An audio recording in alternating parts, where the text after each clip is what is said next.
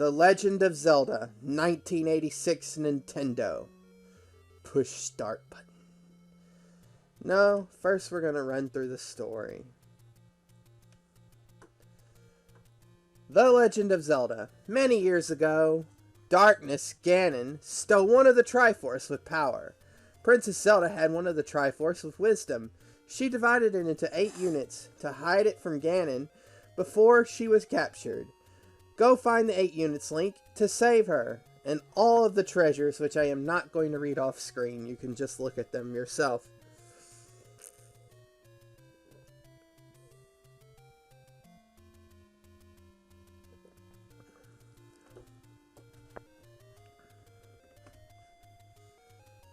As you can see, there's quite a few items in this game.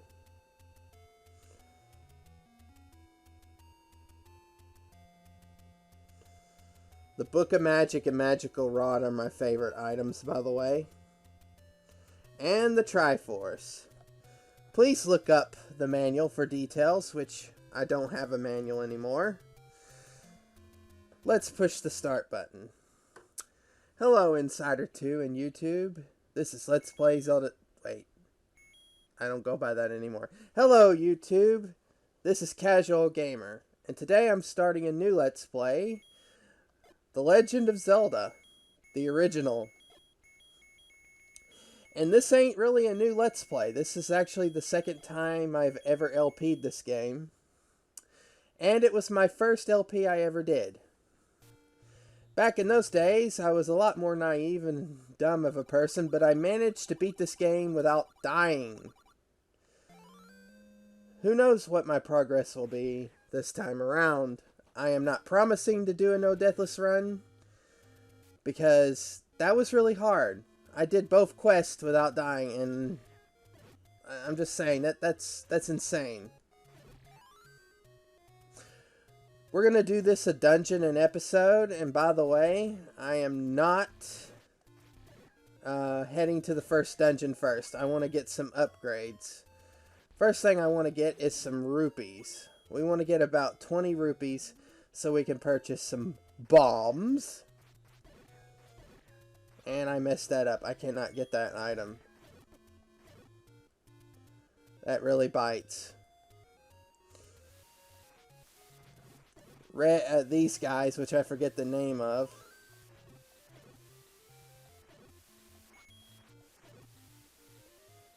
They usually drop more rupees than that. We want to head left and then up. And we want to head straight up here without dying, preferably.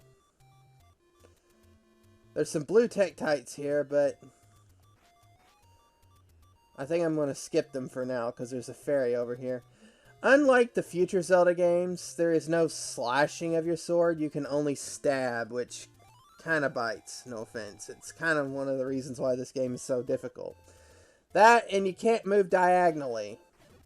I mean, seriously, game. Nintendo said, or at least I heard this a long time ago, I don't know if it's true, it's a rumor, that this was due to hardware limitations, but I find that hard to believe, because games like Willow seem to have done the slashing, at least the slashing ability, quite adequately, and even better than A Link to the Past, and that's on the NES. But that game was created at a later date, and maybe it was due to file size issues, who knows. 17 rupees, and I'm missing 2. The shop is where the bombs are contained, by the way.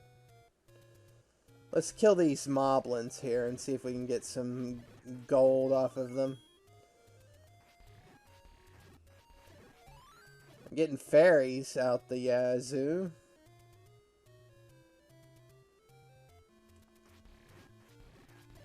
Yeah, it's usually Tektites and stuff that drop the rupees. These guys usually drop hearts and stuff. And it kind of bites, because I had to go back down here.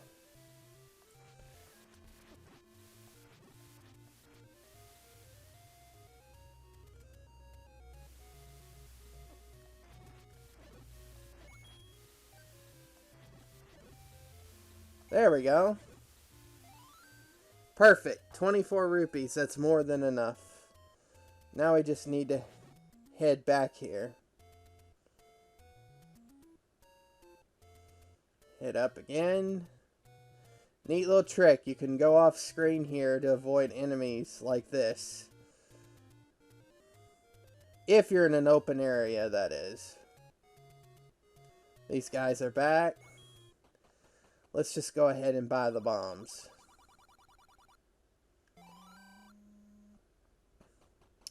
And before we go any further, let's go heal. Because we're going to be getting a lot of items. Actually, that helps perfectly. Welcome to the smallest desert in any Zelda game. I think it's only 4 to 5 squares in length. I think it's even smaller than Link's Awakening's desert, and that was pretty small. We want to place a bomb here. And tell me, does anyone even bother getting the potions here? I always thought the heart container would be way more valuable. Because potions only last once, maybe twice since it's a red potion, but a heart lasts forever. Another place we want to bomb. Get 30 rupees here. And before we head to a risky zone, let's head down here.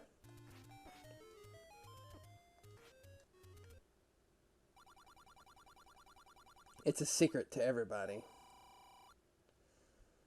Alright, let's head north, west. I know I can continue to head north to get more items, but I want to go south where it's safer. Where I think is safer. It may not be safer.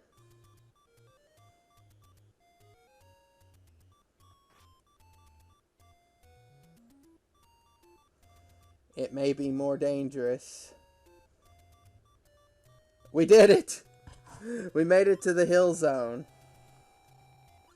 Perfect. Now we have 4 heart pieces. Don't worry, we will be going back there, but not right now. First thing we want to do is head south. Pretty much the same area where we started the game almost.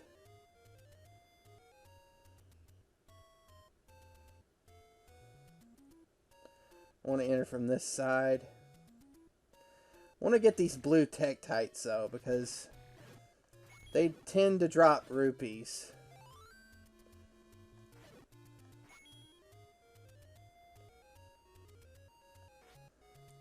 Like hardcore.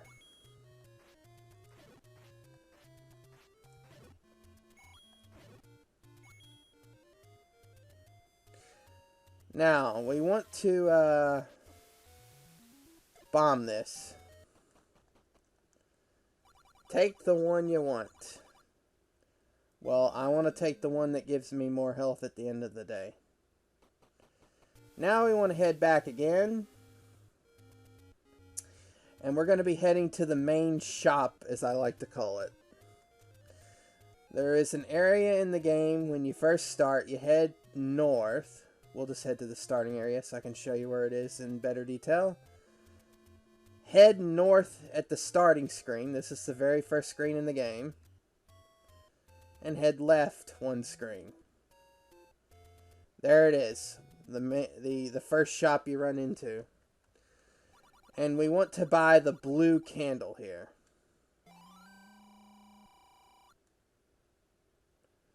Now that we have the blue candle, we can get some more items.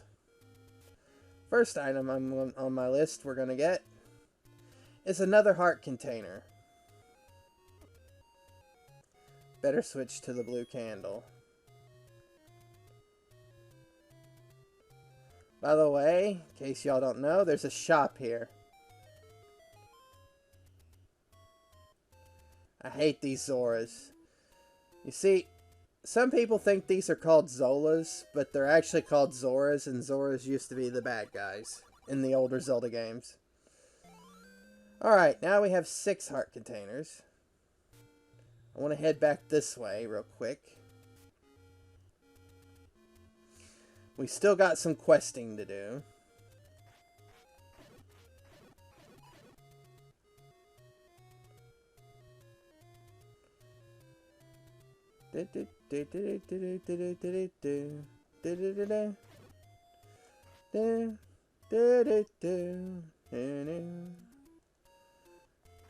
Like I said, I'm not promising to do a deathless run this time around because this game is insanely difficult. A lot of people say Zelda 2 is hard, but I think this game is way harder. Especially the second quest due to an enemy known as the Red Bubble. Red Bubble and Wizrobes. Worst enemy ever. Now that we've healed, let's take out these moblins. Just getting them out of the way for now. For fun.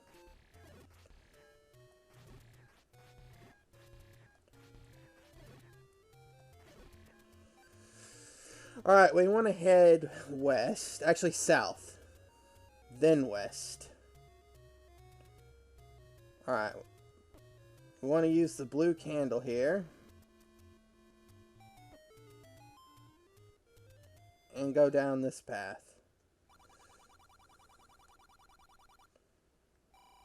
100 rupees.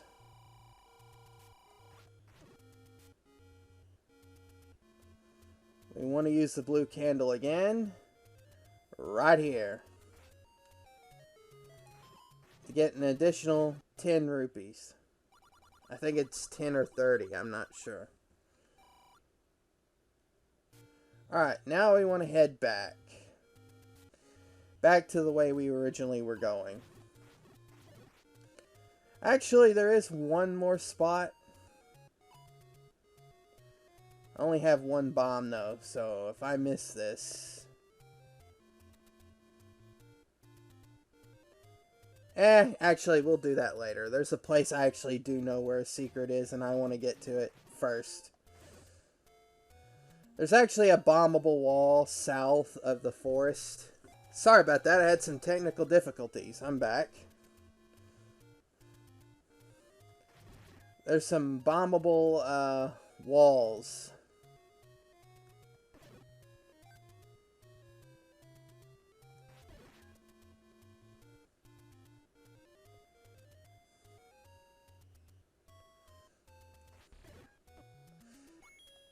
We want to continue to head back the way we came. And the reason for that is there's a few items I want.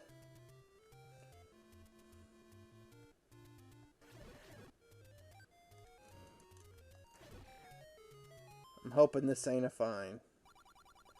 And I was right. It isn't. Getting close to the right amount. We're about to become OP as sick, by the way. We're going to become sickly OP in a bit.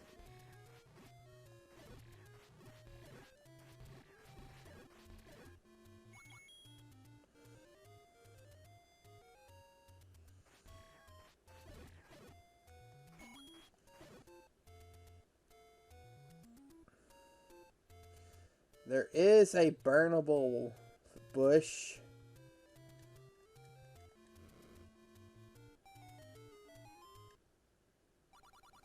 That gives us more rupees. Which was a waste because what we're about to get is going to max out our counter.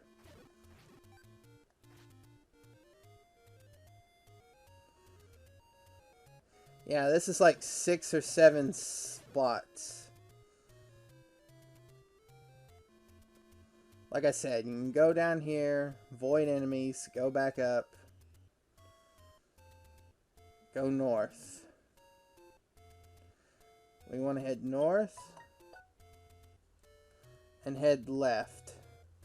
We want to head left 2 screens and then head north again.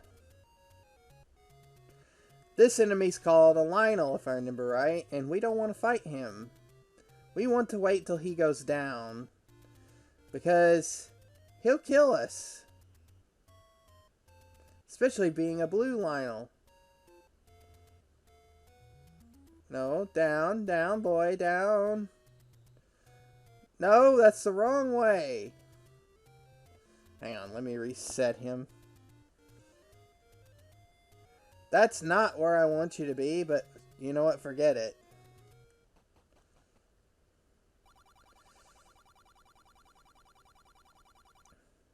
The white sword. Oh, yeah.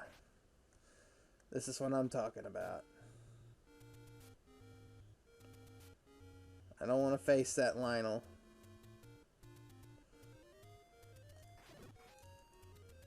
What I do want to do is uncover a secret shop, which we're about to do, since we have more than what we need rupees at the moment. These pea hats are annoying. Bomb this wall.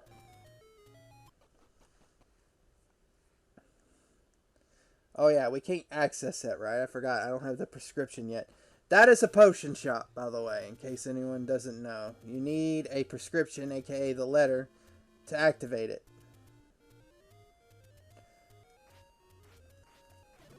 Oh yeah, one hit kills. I'm loving it already.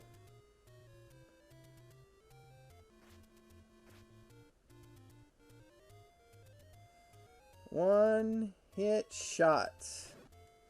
This is making the desert way more safe to travel through.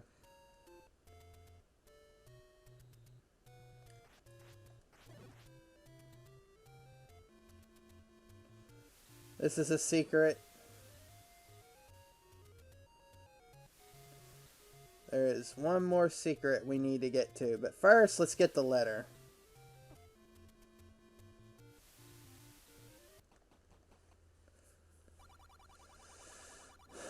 This is going to be used to buy potions later on, which we'll need. Even if we aren't doing a deathless run, that is a handy item to have. And we want to head north here, through a secret wall.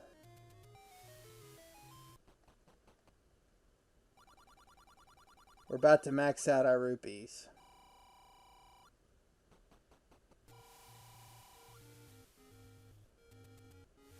Get away from me.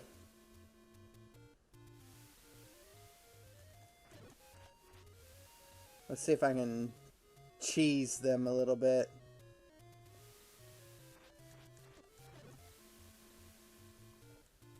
The trick now is getting back alive. If we can do that, if we can get back to the starting area alive, then we will pretty much not die for a very long time. Like several dungeons ahead.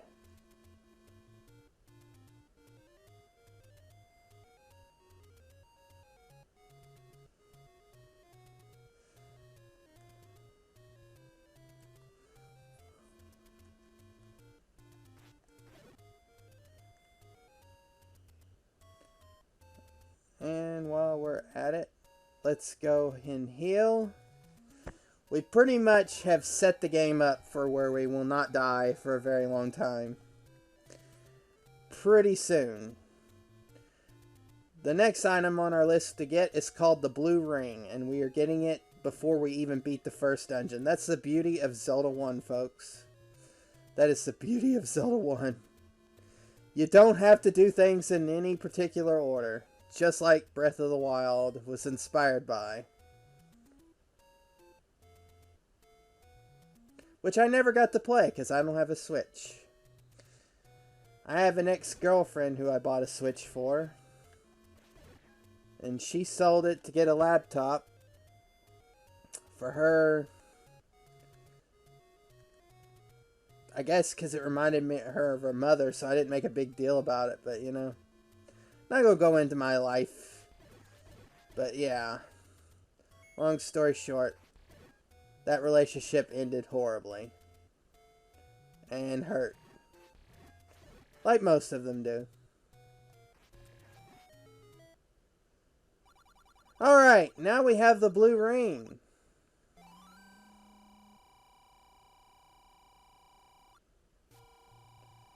We are insanely overpowered. I hope to actually play Breath of the Wild at some point. So someday I'm hoping to get a Switch, which is not going to be anytime soon. Not even remotely.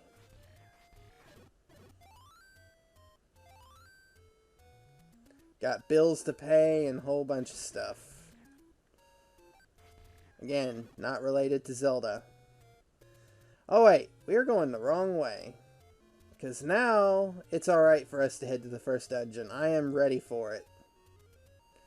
I'm ready to end this episode outright. With an overpowered Link. That is... By the way, I never showed what was in this shop. It is the bait, a cheaper shield, and a pointless heart. Just a heart. 10 rupees. That's a waste. That's a waste of cash. Especially since in this game, the max you can have is 255, which is an 8-bit variable, by the way. So money is scarce in this game, unlike the other Zelda games that come after it. Alright, see how this door is locked? There's a trick. You head right outside. And you head right back in. And it magically unlocked itself. I always thought these heads were Ganondorf. Growing up. I don't know what they're supposed to be. However, we are going to get the keys and everything. Well, not all the keys. I'm not 100%ing the dungeons. I'll 100% the game. And when I consider 100%ing the game is getting every item that's attainable at least once.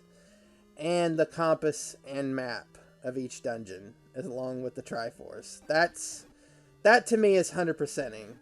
Because there's rooms in this game, especially second quests, that punish you for entering. So things like bomb upgrades I'll get. But I'm not exploring every room of every dungeon and getting every key. Because keys are consumables in this game. Just like bombs. And you can use keys outside of the dungeons you get them in, unlike future Zelda games. So, and you can buy keys, so it makes it kind of pointless to consider that part of 100%ing it. I'm not unlocking every door. I'm just not going to do it. I'm sorry.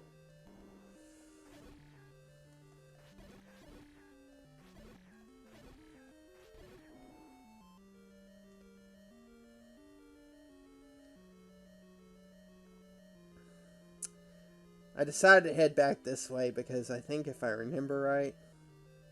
Yeah, compass is over here. Like I said, I'll get the compass and map of every dungeon, but... Not items like, you know... Not like extra keys. All that stuff. Although we'll have plenty of keys. Not to worry there. That's an old man room where he gives advice. We're going to skip it. And the map. We are going to use this key here. And fight these guys. Because they have an item. And they gave us bombs. Now we have the boomerang. Which is going to be insanely useful beating this game. Now we want to head north. I want to kill these guys real quick, just in case there's an extra key here I'm missing. Nope.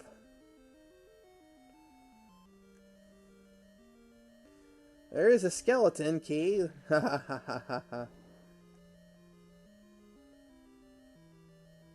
Sometimes the enemies will carry keys, and sometimes you have to kill all the enemies to activate a key or a secret item. Unlike future Zelda games, there's no chest in the original. Every item usually is on the overworld in a shop or underground like this. The bow. The most weirdest bow mechanics in any Zelda game, but this is the prototype. of all Zelda games, so who knows. We can't use this item yet, by the way. We can't even equip it, as you can see. And the reason for that is you got to buy the arrows, and the arrows is not a consumable. You have to buy an item called the arrow. And each time you shoot an arrow, it doesn't consume an arrow, it consumes a rupee, which makes rupees even more valuable in this game. Yeah, it really is the granddaddy of use your rupees wisely. Because there's a littering fee for every time you shoot off an arrow. I guess maybe they're magical. Maybe rupees are magical, and like shooting off a rupee as an arrow is better than shooting an actual arrow. I don't know. These wall masters. Waiting for them to appear. I want to kill them all. They drop good amount of rupees as long as you don't get caught. I think that's all of them. Now we get to face the boss,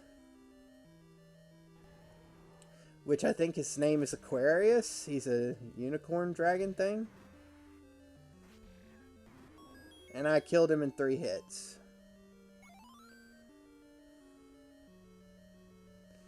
And that concludes this episode of The Legend of Zelda by CasualOGamer, not LPZS. I'll see you next time.